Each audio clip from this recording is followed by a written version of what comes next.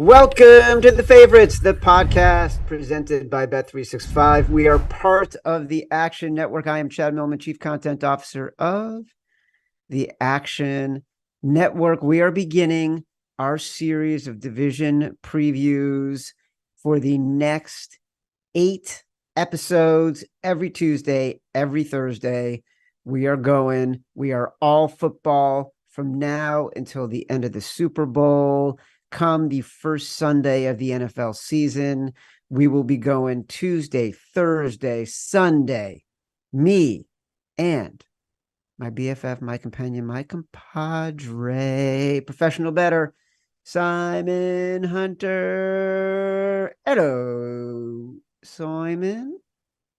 Aloha, Chad. How we doing, brother?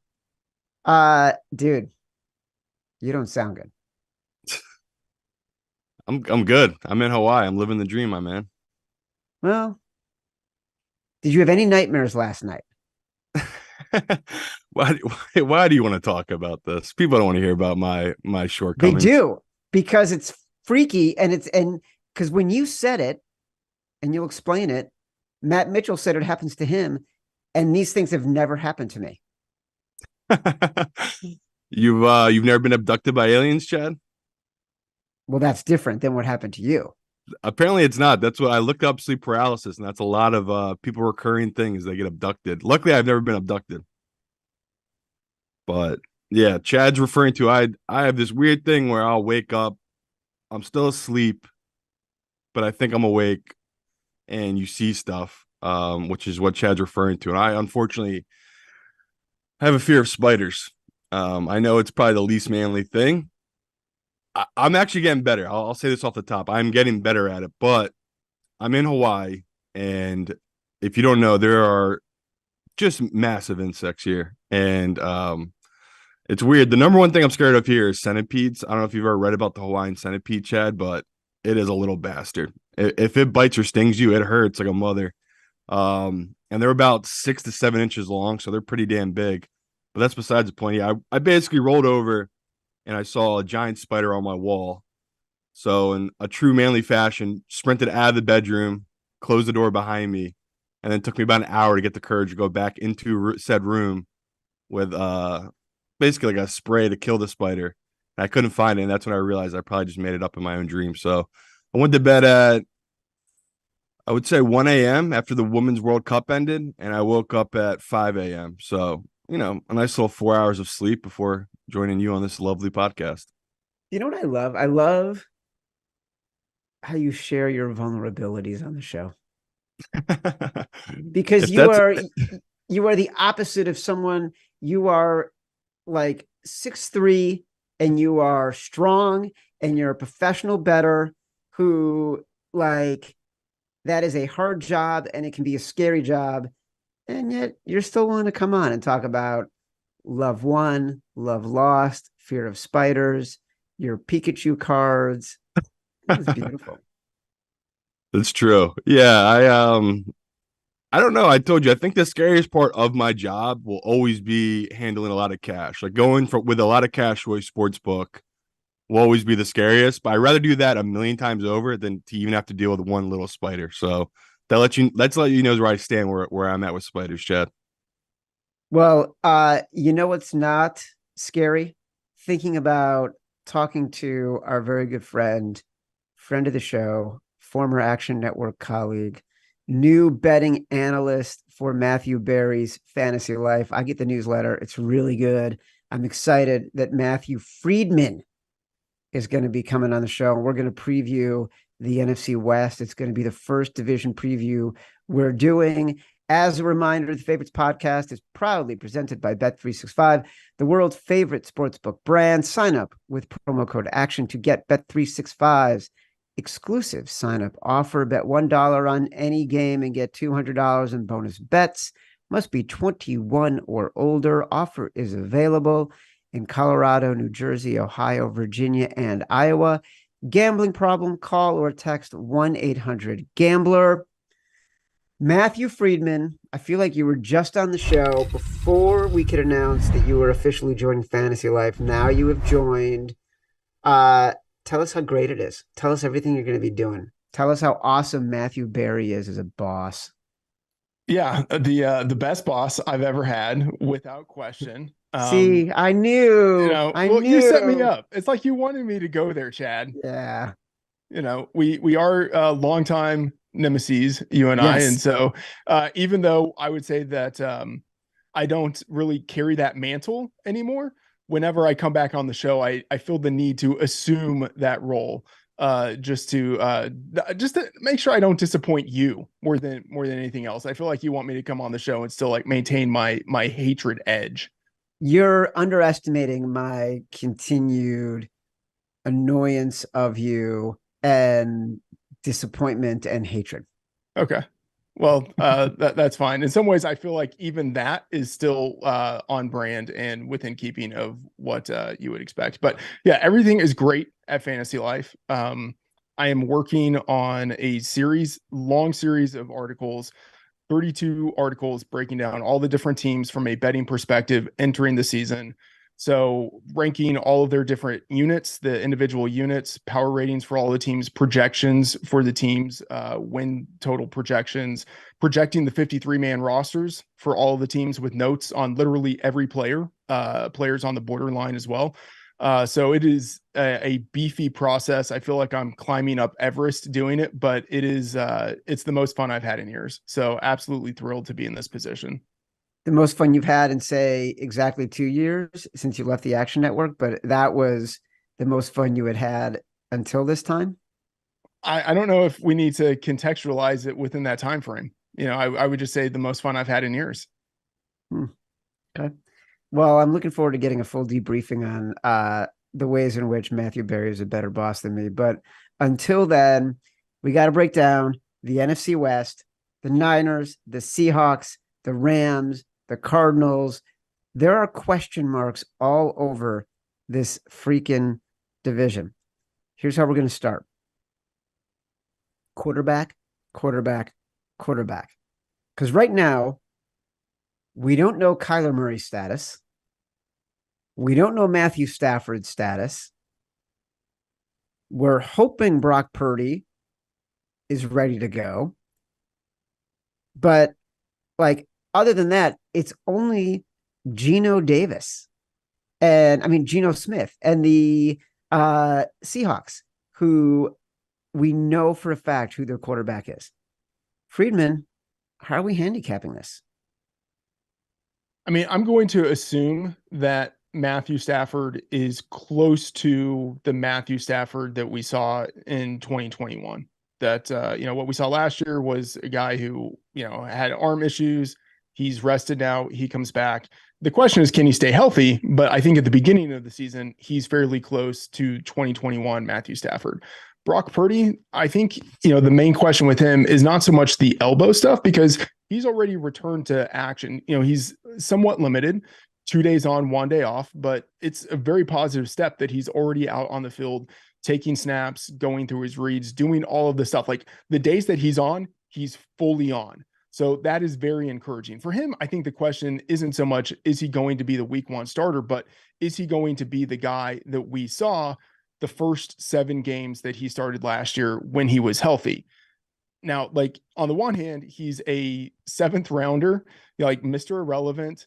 You have to have a pretty like low baseline, but he's in an offense that has made other quarterbacks look like fantastic players. He's got playmakers around him, and what he did last year was super impressive. So we have to take that and balance it with the fact that he's a 7th rounder. So Purdy is really intriguing to me. Kyler Murray, I wouldn't say like I'm writing off for the season, but there's a chance he doesn't play another snap for the Cardinals. But Purdy, if he's healthy, which it looks like he's trending in that direction, I think he's enough for the rest of that San Francisco team to be a strong contender in the NFC. All right. I feel like you are, Simon, I want your take on this, but Freedman just described Purdy as a Mr. Irrelevant 7th rounder, just enough. That is not the Purdy who we saw playing for the Niners last year before he was injured in that Eagles game. The Purdy we saw playing was making plays, was winning games. He wasn't just managing games. So square for me your opinion of Purdy right now versus what Freedman is describing, which is essentially Trent Dilfer.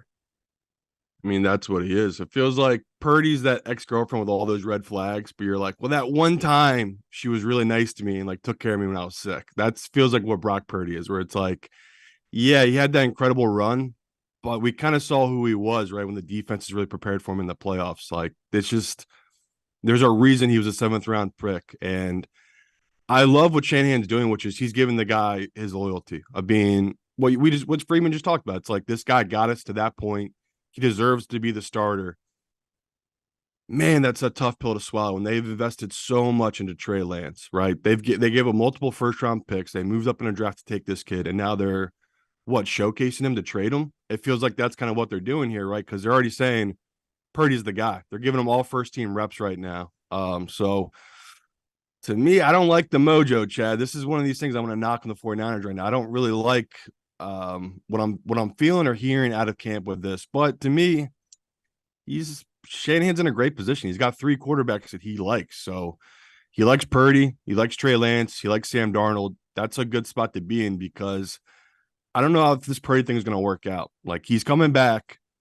So again, Chad just talked about that. He was a 7th-round pick, and then he's coming off a major injury surgery, right? He had Tommy John surgery to fix his elbow. That's a big deal. Like, the guy didn't have any offseason programs. Now he's getting thrown right in with the first-team offense. And you can go through it. He's been terrible since he's been back. He's had multiple fumbles. He's thrown multiple interceptions. He's been sacked a bunch. And this is just their practices, right? This is red jersey practices. So I would say not a big deal, right? It's August 1st. Not that big of a deal. If it keeps being this way the next 2 weeks, I really do think they'll have to make a Trey Lance or Sam Darnold move. Loyalty can only go so far when you have a team like this with the 49ers. So right now, Brock Purdy is rusty, so I'll give him the benefit of the doubt, but I don't like it. I don't like that they're committing so much to this kid that seems to me like he was just a flash in the pan. I don't know if he really is legit as he seemed like he was last year. I have 2 thoughts here, if I could jump in. So, Please and do. they're kind of divergent thoughts. So the first has to do with Trey Lance, in that a year ago, he was a hot long shot MVP ticket. And it made sense. You think of Trey Lance with all of the raw talent that he has within that offense, what he was able to do in college. Now, granted, like, it was going to be super raw, but if things worked out, you could see how he's the quarterback on a team that's the number 1 seed in the NFC, and he does enough to win the MVP. You could see that. I don't know why we would assume that because he didn't play all that well in a monsoon in Chicago in week 1, and then was injured in week 2, that all of a sudden, all of the potential he had just a year ago is all of a sudden gone. Now, it's not encouraging that Shanahan doesn't seem to be as invested in Lance as he was a year ago. And so that, I think, carries some signal. But there is still great potential in Trey Lance. Now, the other thing, and this sort of goes against what I just said, is that Brock Purdy, like, one of the most intriguing bets to me that I've made this offseason was Brock Purdy 75-1 to win MVP. Because it's basically the same thesis as what we had with Trey Lance last year, minus the draft capital. But when Brock Purdy was on the field last year, he was number 1 in a number of efficiency metrics. So if he returns and he's healthy and he's the starter all year, and you have a 49ers team with a great defense that ends up getting the number 1 seed in the NFC, he's got the narrative to be able to carry him from Mr. Irrelevant to MVP. So, like, I don't think Lance is totally dead. And if he ended up becoming the starter, I think he would outperform expectations. But if Purdy's the week 1 starter and he keeps that job, like, there could be a lot of steam that carries him.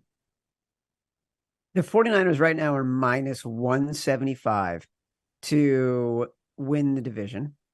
Their season win total is at 11.5. Simon, let's start with the season win total. Are you over or under the 11.5 wins for the Niners with a dominant defense and a potentially serviceable quarterback and really good offensive weapons to win 12 of 17 games? Regression. Just another team that's an easy bet for regression. Like, just go across the board. Do you really think McCaffrey's going to stay fully healthy again for the full season? Probably not. Do you really think their defense is going to be as healthy as they were for the full season? Probably not. Do you think they're having cupcakes? They had a really easy schedule last year. You think that's going to happen again? I don't think so. I've gone through their schedule. It's going to be tougher. Yes, Arizona will be layups, but I think Stafford and their Rams team is going to be better. I think the Seahawks, they played them tough last year. I think the same thing, where that division, it's just not going to be a cakewalk that it was last year. I think both times they played the Seahawks, they absolutely blew them out and dominated them. I just don't see it being that way, especially now they lost their defensive coordinator.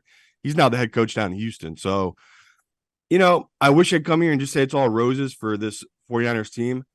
I got them at 10.4 wins. So I have them, just take away the 4. That's at 10 wins. That's where I'm going to average them at. That's under 1.5 wins for their win total where they're at. So to me, it's not shocking that their plus number right now is to the over, right? I think on Bet365 it is plus 135 to take the over, 11.5. That's a trap. That really stinks. That just shows you all the professional money's coming on the under, just because we're playing the history of the league. The league, it's the same thing. We're going to talk about the Eagles going way down in the future. It's just teams that have a lot of success the previous year, a lot is built into that. A lot of that is health. A lot of it depends on health. And we've seen it with Shanahan's teams. He's a seesaw kind of a coach. Like, they'll make it to the Super Bowl, and the next year they'll go 4th in the division or 3rd in the division. It's just the way the 49ers have been, the last decade. So looking at this team, I still think they're probably the number 2 team in the NFC, right? They have so much talent across the board. They can stay healthy, and if Brock can come in and be what he was last year, I have no doubt they'll cross this 11.5 number. But if you're betting off a model, no model is going to tell you to take this over. It's just a bad number. It's just a public number too. Like the books, I'm shocked they haven't dropped it to 11. I guess they know there's not enough people that bet that plus number at 11.5 and take the over. So to me, it's a good number. 10-7, 11-6. That's right where the 49ers are probably going to finish this year. So I'm happy to take that under, Chad. Well, that's what's interesting about the Niners. Sorry, quick note. Hold on, Freedman. It's my podcast. I'll stop. Continue. What I was going to say about the Niners before Freedman went all, I got Matthew Berry as a boss, so I can interrupt anybody on me, is that they normally do regress because they go through these years of terrible injuries. And then last year, Trey Lance, Jimmy G, Purdy, Bosa, I think, was hurt for parts of the year. Samuel was hurt for parts of the year. They were certainly imperfect with their biggest players, and still outperformed at every level, which is why, by the way, Shanahan gets grouped with every other coach in the NFL as at the top tier. It's because he's such a wizard with what he does with his players and his lineups and his rosters.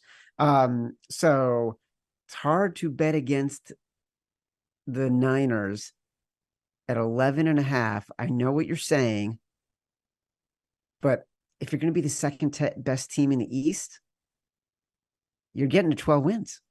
Freedman, go ahead. I've been projected for 10.7, so I'm right there with Simon in that ballpark of where they're going to finish. Is that what you were going to say?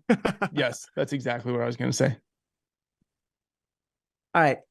I do want to talk about the Rams. I want to skip over the Seahawks for a second, because Freedman, you just talked about Matthew Stafford being healthy and playing to 2021 levels if he's able to maintain his health. Simon has been beating the drum on the Rams. Their season win total is 6.5. They're plus 900 to win the division right now. You're not going to bet the Niners at minus 175. You're not going to bet the Niners to go over 11.5. But shouldn't we be going all in on the Rams? Simon, you first at plus 900 and over 6.5. Yeah, I didn't want to stop you, Chad, because I respect you that much. When you said Stafford, you're unsure about him. What's there to be unsure about? His man has been in camp. He did the offseason program. He took one rest day yesterday, and that was apparently a scheduled rest day. That's what McVay said.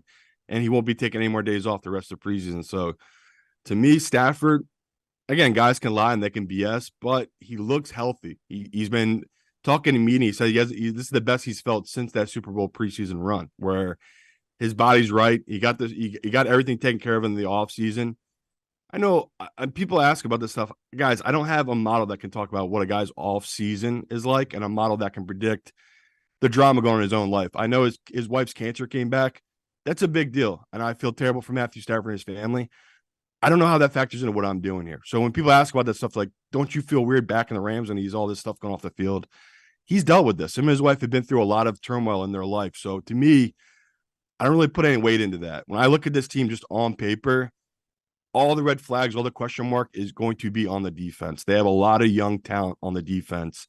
They've given up all these draft picks to mortgage their future to win that one Super Bowl. So I get all the questions. There's a reason they're 10-1, 9-1 to win this division. But the biggest one is they're just left for dead by the general public. The public loves the Seahawks. They love the 49ers. I mean, hell, Chad, we talked about it. I might be the only guy in America that had Stafford in their top 10 of quarterback rankings. Like, people just have left him for dead.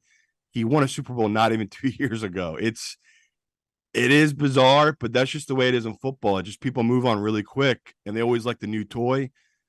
This is where I love taking the old guard. Like, I love the old quarterback that's kind of left for dead, that he is so far above talent-wise. It's, to me, I look at this team and it's just all offensively driven. Like, they have Cooper Kupp and then a bunch of wide receivers that people don't know about, but they're a really talented wide receiver group. And then you have McVay's running scheme, which is one of the best run blocking schemes in all of football.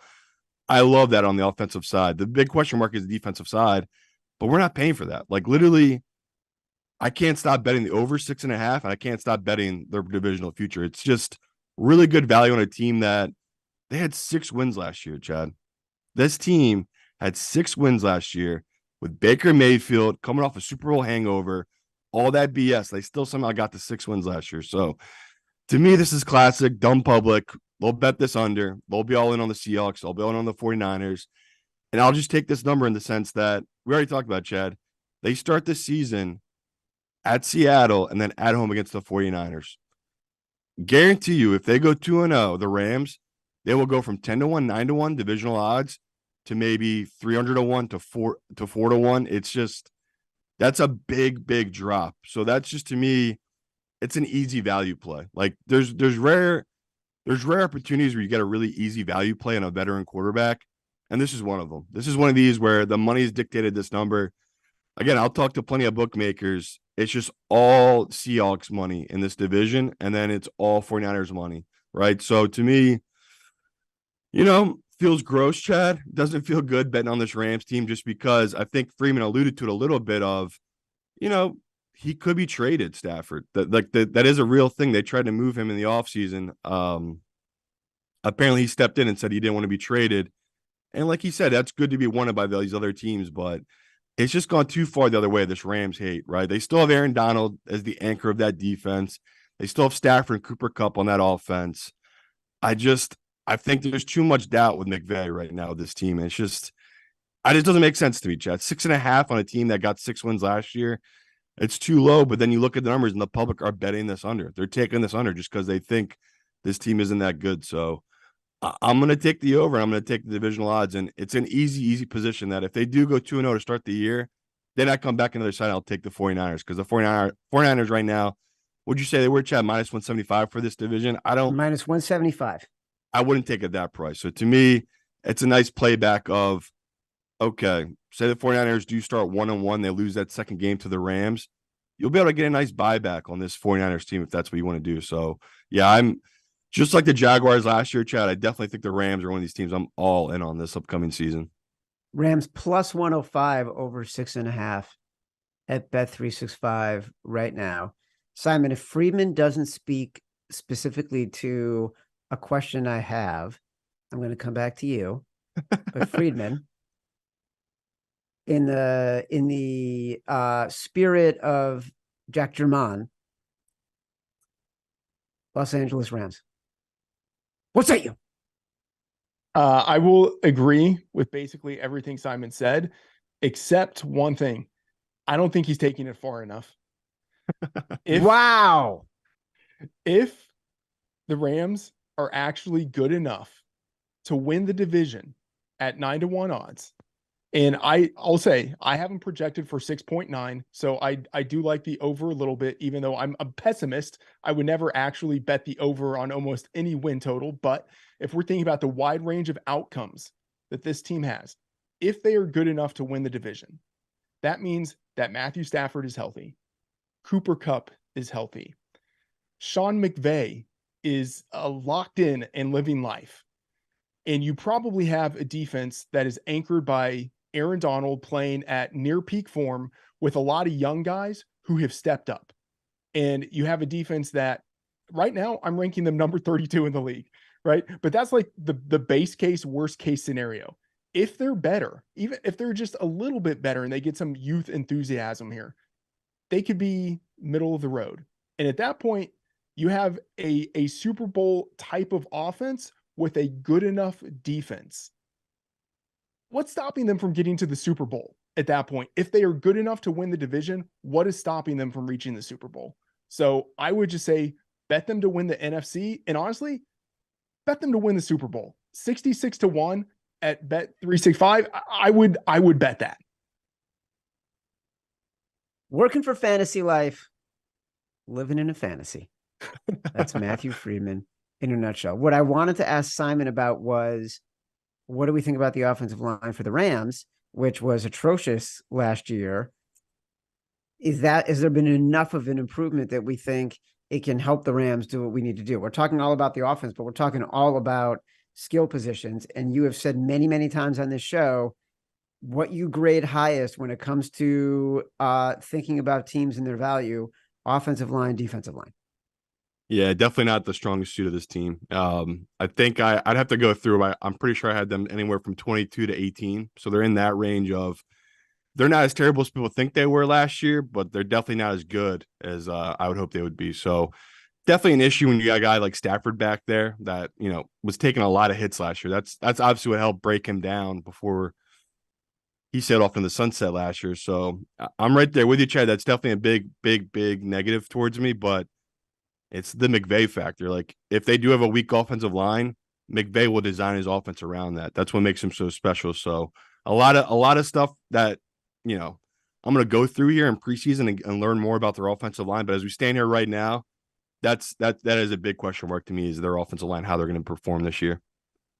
All right. You guys have heard us talk about Game Time on this show so often. It's the fastest growing ticketing app in the United States. I love Game Time. You guys know I love it. I say that authentically. You know how much I've used it. I do use it all the time. And if you're looking to get out to a pro or college game this week, or even a concert, Game Time has amazing last-minute deals on tickets to all of these. I'm actually going to open the Game Time app right now from my house here in Connecticut. You know what I'm seeing? New York Yankees tickets, $8. The get-in price tonight for New York Yankees tickets, $8, no matter where you live. Download the Game Time app, get out, have some fun this week. You deserve it, and you can redeem code favorites for $20 off your first purchase. Terms apply. Again, just download the app and enter code favorites for $20 off. Download Game Time today. Last-minute tickets, lowest price guaranteed. Freedman. Simon has mentioned a couple times now, Matthew Stafford. One rest day scheduled. He took it, practicing every day. We've talked about Brock Purdy and his routine so far during training camp. We're, I don't know, a week into most training camps. What is your routine when you're prepping for the season when it comes to keeping track of the news in training camps? Yeah, I mean, I guess the routine is keeping up like a Twitter list. I guess not a Twitter list anymore, an X list. That sounds really weird. But an X list of different beat reporters. And We've all got an X list, Freedman. Yeah, I will just monitor throughout the day. But I mean, there's so much aggregation that happens now that it's not hard to keep track of the news for the big players. It's more about, I mean, like Simon said, like thinking about the offensive linemen, the defensive linemen, thinking about the depth on some of these teams. And so for that, there are just specific beat reporters who tend to be very good at highlighting different camp battles, like the more obscure ones. And so I'll just be sure to read whatever reports that they have. Simon, what about you? Yeah, it's the same. It's just, honestly, that's the weirdest part about being out in Hawaii, is like the whole world goes to bed by 3 p.m. Hawaii time, which is like 9 p.m. East Coast. And it's a bit weird where it's like I'm catching up on everything from the day. we joke, Chad, this is the time of year where it's like DJ Moore today caught a slant route, took it for a touchdown. It's like, well, holy shit. Like any Bears fans going absolutely crazy. When's the last time you guys had a wide receiver that could take a slant route to the end zone? Brandon Marshall. So I think any fan base is going crazy. Like I can't stop reading about these Georgia Bulldog rookies that the Eagles drafted. Like I'm Oh my obsessed. God. So They it's one of seem those like where, superstars. yeah, exactly. It's like everyone's drinking their own Kool-Aid, and I think as a better our job is to sift through all the bullshit. So right now, I'm just drinking all in. Like this is the time of year I'll just take it all in. And the next couple of weeks, I'll start forming and really, really, really start forming opinions on stuff where some of it's just pure smokescreen. Some of it is, a lot of these teams work with these media members. And again, I'm talking about Trey Lance, but there's no doubt in my mind the 49ers are going to try to move Trey Lance. Like they clearly believe in Brock Purdy. So to me, every time I see a hype tweet about Trey Lance or him doing really well, it's like, okay, is this 49ers PR trying to move this guy and put his name out there? So it is tough, Chad, trying to sift through all of it, but it's the best just because we already talked about it. It's like there's so much information we put out there that if you can find good sources, you really could take advantage for the upcoming season. I felt like this point last year, we were really ahead of it with the Chiefs team. The Chiefs were getting so much doubt by so many people just because they lost Tyreek Hill, and we talked about it all the time. It's like, this team is going to be better now. They're in 2 tight end sets. Like that's going to be an improvement for them this upcoming season. And we saw that it was. So that's one of those where, yes, I'm forming opinions here in this preseason, but it's one of those where it's like, I'm just trying to sift through all the bullshit, Chad. There's just so much BS. Everyone thinks their team's going 17-0 and going to Super Bowl at this point. So that's my job, is kind of temper expectations, not throughout last year, but mold last year into this year where it's like, okay, just because the Eagles went whatever it was 13-3, 13-4 last year is totally irrelevant to this upcoming season. But it's nice to see those gains for those certain teams. So a team we're about to talk about, the Seahawks, is one of those teams that just jumps out of a team with a ton of success last year, Chad. Now what are they going to do this year? My favorite note so far this year, in reading about the Bears during the training camp, is number 1 pick Darnell Wright, offensive lineman from Tennessee, came into camp 16 pounds lighter, in the best shape he's ever been in, because he spent the offseason doing the training program for wide receivers. Yeah. By accident. So I'm thinking to myself, wait a second. Am I thrilled that our top pick and an offensive lineman is in great shape? Or am I upset that he didn't realize he was doing the wrong training program for an entire offseason? Did he not communicate with anybody? Like, what happened here? I'm going to take it in a positive way, because you know what? It's optimism season. No one's doing bad. Even the rookie corners getting burned are still moving their hips in just the right way, that if they can adjust their angle, they'll be perfect. We're really encouraged by the way we're seeing them move. All right. I don't know what the Seahawks have done in the offseason to make us think that they are a contender in any way. This team right now, they're at plus 220. They had a great draft. Plus 220 in the division, 8.5 season win total. It has regression written all over it to me. And they did have a great draft last year too, right? Great draft. The defensive back, they drafted the running back. But come on, Geno's not going to be the same Geno. Freedman, back me up. Are we sure that he's not going to be close to the same Geno? I mean, I would say like he's in a pretty large tier of NFL quarterbacks where he could be like the number 20 quarterback in the league or the number 10 quarterback in the league. And there really wouldn't be much separating a lot of those guys. But what he did last year was fairly close on like a per attempt basis, efficiency basis, to what he did the year before when he was a backup quarterback. He's been there a long time, so he knows the system. Shane Waldron, I think, is a pretty impressive offensive coordinator. Their offensive line should be better than it was last year, both because they've added to it and because they had 2 rookie tackles last year who were good and are now entering into their second season. They could take another step forward. They've increased the strength of their wide receiver unit with drafting Jackson Smith and Jigba. Now they might have, if not, like, it's not the best wide receiver group in the league, but one of the best wide receiver groups in the league. It's arguably the 3 best receivers in the history of the NFL, Chad. I know it's a little early to say that, but Oh my God. I can't believe how good their receiving core is. So it's scary because I want to be right on the Seahawks team. And I know people, the only people that are really all in on them are their diehard fans. Like they're the Seahawks fans. They were loud, Chad. We talked, I don't know, maybe it was a month ago or whenever we had a Freeman on, just about the regression we saw coming on Geno.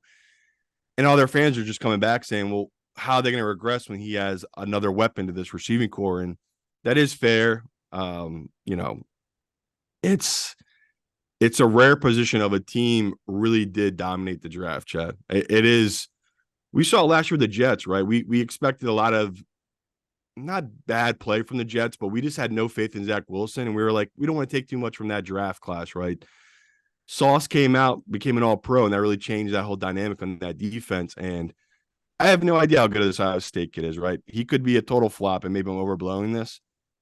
But from all the scouts I talked to, all these guys close in the NFL, they're on this kid for years, like talking about how good of a talent this kid is. And now we've seen it now in the limited time I've seen it in preseason. This kid's route running, Chad, is incredible. Like, again, I have tons of respect for DK Metcalf. DK Metcalf runs shit at routes. When he came out of college, he was just known as a straight ahead runner. Now he's improved. He's gotten much better. That's not really a strong suit. Lockett, on the other hand, the other wide receiver in that group, that is where he's really strong. He's incredible running routes. So, I want to take this under. I have them at 8.9 wins, so that rounded up to 9 wins. So I do have them at the over slightly. 9-8, not that far of a stretch for this team, right? Just because last year I think they overachieved, right? They were better earlier than most of us predicted. I'll be the first to admit last year I took their under. I did not see Geno Smith turning around his career like he did. I really did think last year was going to be a Band-Aid year. He'd be okay, but they would eventually draft a quarterback in the upcoming draft. They still talk about drafting a quarterback. Remember that, Chad? They said if Anthony Richardson fell to 5, they probably would have taken him. So to me, this is a really obviously a smart front office. This is a coach in Pete Carroll that I just can't get over how good of a coach he has been through all these years. Like when he came from USC, I was one of those people that was like, okay, he's just running away from a school that he tarnished, right? Remember, he had all that drama. That's why he left there. They were going to lose the Heisman and Reggie Bush. They had a lot of stuff going on. Man, has he been a great coach there. So that's the hardest part for me is I do want to take this under, but my model has them in an over. And I'm factoring the Pete Carroll factor of this, where it's like the Tomlin and this Pittsburgh team, no one saw them hitting that over last year, and he did it. He got there. Me and Chad believed in it, but we were kind of island with that Pittsburgh team last year. It feels the same as the Seahawks this year, where I do think Geno's going to have a regression, but I think that wide receiving core is so good that even if he goes from his incredible 70% completion percentage to 64, 65%, I think that's enough for him to get this team to 9 wins. So not putting any money on them divisionally. I do not like the value at all. I think this is way too inflated. To me, they're closer to plus 300. They're down to, I think, plus 180, plus 190 on Bet365 for this division. That's way too low for this team. So to me, all the value division-wise is on the Rams. Win total-wise, I will throw a very small bet on this over 8.5. You said something that is a little bit shocking. It pained you? The greatest receiving core in history? The 3 of them, yeah. I honestly believe that. Dude, the Raiders had Tim Brown and Jerry Rice at the same time. There was white cornerbacks when they were playing, Chad. That shit don't matter. Oh my God. Get out of here with your time capsule. That is just a hugely bold statement. I feel like we should be able to think of 3 receivers on the same team, like the Chargers with Mike Williams and Keenan Allen as 2/3 of a receiving core are already better than what the Seahawks have. You're saying they could go down as that. I can't get over how good this kid is, man. I already knew how good Lockett were and DK Metcalf were. They literally made Geno Smith get paid. Geno Smith was left for dead. This man got 3 years. What is it? 70 million, 80 Getting million? $30 million, something like that. Something crazy like that. So I'm with you, Chad. I hate to say shit like this, but I'm watching this kid run routes in practice and his body control and his hands. Holy shit, man. Like they nailed this draft. And again, I think they just signed the cornerback, the kid they took the 5th overall. Yeah. If he can be what we think he should be, right, as a lockdown corner, that reshapes your whole defense. So, they already have arguably a top 5, top 4 safety in this league. Now you're adding hopefully to them, a top 5 corner. That's a big deal to this defense that, they struggled in a lot of ways last year. Now, they didn't really correct, which is their biggest issue, which is they couldn't stop the run last year. I don't know if you remember this, but they could not stop the run. Like, that was the biggest issue for this team. I know they've added pieces to that D-line, and, maybe their D-tackle will make a big difference. But, yeah, just on paper, Chad, I'm in love with this wide receiver core. And I get where you're coming from. I hate saying shit like this, but, man, it doesn't get more talented than this kind of group. Freedman, welcome back. Simon said that he thinks the Seahawks wide receiving core could go down, if not already, as the greatest 3 receivers on the same roster in NFL history. Off the call, I would have hated to hear that, but I get the enthusiasm. I would just say it's probably a little too soon to think that Jackson Smith-Njigba is going to change the face of the NFL. He is super talented. I think he's going to be a great slot receiver. One question is, how often are the Seahawks going to go into 3 wide receiver sets? Because they still rely on 2 tight ends quite a bit. And they don't have a running back. Both their running backs are dead. Yeah, I know. Well, one of them will be healthy by the time the season starts, but it's an offense. I know. So, on the one hand, Simon is saying like regression, and then he makes the case for like why this offense should be good. And the defense, he hit it there too. The defense could be pretty good, not against the run, but maybe a little bit better against the run, just good enough against the run, and then super dynamic against the pass, because Tariq Woolen was a legit, like, long-armed, super athletic shutdown cornerback last year, and then they drafted a cornerback at number 5. Like, they could have one of the top corner tandems in the league, and then they're also really strong at safety now with 3 legit starters back there. Like, they might just roll with 3 safeties in their nickel package, or maybe play a little bit more of a dime package. So their defense could be significantly better than it was last year. Their offense, I think, could take a little step forward. I'm not going to say like they're Super Bowl contenders, but like they feel like a team that, like, if they get feisty, could end up playing like the 49ers in the conference championship game. You know what I mean? Like they could have some feistiness to them that propels them in the playoffs. Well, look, I think though, for purposes of this conversation, we don't think there's value on the Seahawks to win the division. Simon has them at plus 300, and they're at Bet365. Simon, you said it was 180, 190. I saw it at plus 220, so maybe it's different in different places, but plus 220, and their season win total at 8.5. Simon has them at 8.9, so slightly over, but not something he's going to bet. Freedman, what was your win total on the Seahawks? I would need to look it up since my documents all got shut down, but I think like I'm close to market. I remember looking at their numbers and seeing that like I didn't really see anything bettable for them in the futures market. I saw stuff in the season long player prop market that I thought was bettable, but really nothing on their team futures market. I will look. We've left the worst team for last, the Arizona Cardinals. Kyler Murray, we don't know what's happening with him. That is a legit question. He came out yesterday and said or maybe 2 days ago, and said he's, making his way back, but he's not setting a timetable to it. Their season win total is 4.5. Their odds to win the division, they're plus 2,500, 25-1. Not much to say about this team, is there? Freedman, if there's nothing to say. Yeah. say burn it nothing. down, Yeah. And I will say that I think they at least intelligently started the process of rebuilding the entire team this past offseason. So say whatever you want about, Jonathan Gannon is your head coach. I would prefer more of an offensive minded coach to defensive coach, but whatever. You brought in a new coach, he brought in a new staff, and then you traded away some pieces there. You have a shot at having 2 picks in the top 5 next year. And like, to me, that actually feels like the best case scenario for this team. Like, the worst case scenario is somehow overperforming, bringing Kyler Murray back too early, and you have a record of like 5-12, to where like you didn't really do anything to help yourself this season or for the future.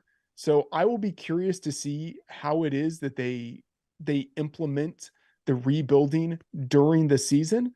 But even with an incredibly low win total, there's no way I would want to take the over, because they could just make a series of moves during the year that make this team perpetually underperform and end up with the worst record in the league. So let's take the under. Simon, let's take the under 4.5. Yeah, it's definitely one of these teams where, I know how upset people got when I talked about Kyler Murray was on the trading block during the draft and they were trying to move him and they were willing to eat up a lot of his salary because they basically made a deal with the devil. Like, they gave him a deal where if they traded him this offseason, I think they'd still have to pay him like $100 million on the dead cap. It's something crazy like that, where their last GM was a real idiot. I don't know if you've heard him talking now on multiple different shows. Wow. How do I get a job as a GM in the NFL? Just to be a total buffoon. That's what that guy feels like. So to me, it's just a situation of they have a lot of demons of exile, right? They have a lot of mistakes on this team. I mean, I'm shocked Buda Baker doesn't want to get the fuck out of there. Like, this guy is way too good to be stuck on a sinking ship like this. It's just, it sucks if you're an Arizona fan, right? I mean, just a year ago, I think me and Chad both had Kyler Murray in our top 10 quarterbacks. And then it comes out that this kid doesn't study his playbooks. He likes to play video games right when he gets home. He is the last one into the facility. He's the first one out. Those are all the biggest red flags. I mean, Chad, you have your own quarterback right now, Justin Fields. Apparently this kid lives in your facility, like literally stays in there 24/7 sometimes. Just all week he's at the facility, sleeps there, wakes up, trains, watches film. That's what you need to be great in the NFL. Everyone has the same level of talent, right? We talk all the time. The talent level from the number 1 quarterback to the 32nd isn't that different. It's all about how hard you're willing to work and how smart you are. So to me, Kyler, we all know his God-given ability, but on a sinking ship like this, Chad, I think Freeman talked about it, where it's like, if they start the year 0-5, why would they rush Kyler back? Like, there is no reason to rush him back. I can guarantee people listening to the show, me and Chad are going to be on them week 1. Colt McCoy +6 against Washington. Give it to me all day. Like, me and Chad are going to love that number. But season win total 4.5, it feels right. Like, it was 5.5. The news came out. I mean, I wasn't the only one talking about that. Kyler was trying to get moved. Then the news came out that his injury is actually a lot longer into the season than people predicted. Most people thought he'd be back by week 2 or 3 of the preseason. It's not really looking that way. So 4.5 for the worst team in football seems right. I mean, there's a lot of question marks at Kyler, this coaching staff, and just the future of this team. And yes, if you can have Houston's draft pick and your own, and you can have 2 top 5 picks in a year that who knows how good these quarterbacks are coming out next year, but it's one of those where I feel like they don't have a choice. Like, they have to they're probably going to have to end up taking one of these quarterbacks and move off Kyler Murray. So to me, Chad, when you're looking at a number this low, I mean, you usually don't like taking unders this low. Honestly, like last year, I think our lowest total was, I think we took Bears 5.5, and we were scared. Remember, they won 3 games in the first month and a half, and we were like, shit, Totally. That was a bad bet. I don't think we'll have to worry about that with this Arizona team. So I'm with Freeman. I'm not going to put a big bet on it. I got them at 4 wins, so 4.5 feels right. I'm going to take this under here. No division odds, nothing for them. I love betting shitty teams to win the divisions. They could have gave me, I don't know, 2,001 odds on this divisional odds. I probably still wouldn't bet it. There is no scenario, unless literally all these other teams just fall off a cliff. Arizona maybe can do it, but I just don't believe it. So to me, Chad, I hate going with the public. This is one of the most heavily bet public bets right now. I saw Action tweeted out earlier today, the under 4.5.